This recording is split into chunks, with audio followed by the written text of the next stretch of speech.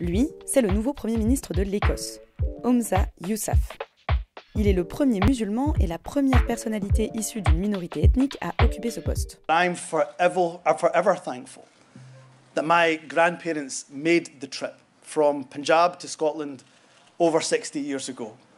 As immigrants to this country who knew barely a word of English, they could not have imagined in their wildest dreams that their grandson would one day be on the cusp of being the next First Minister of Scotland. Il a été élu le 27 mars à la tête du SNP, le parti indépendantiste qui dirige l'Écosse.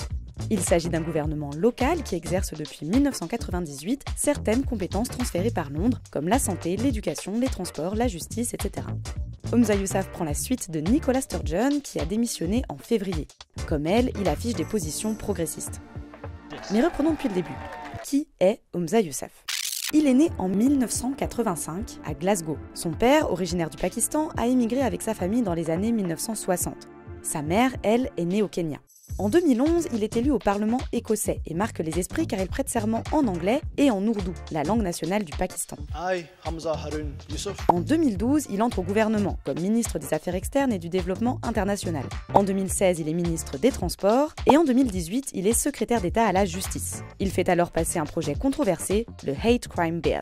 En résumé, ce texte abolit le délit de blasphème, crée une nouvelle infraction d'incitation à la haine et renforce les mesures existantes contre les crimes de haine. Ses détracteurs y voient une atteinte à la liberté d'expression.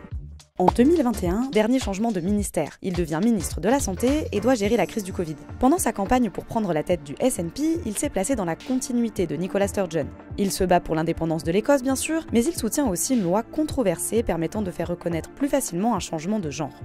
Aujourd'hui, il prend les rênes d'un parti divisé dont le nombre de membres diminue.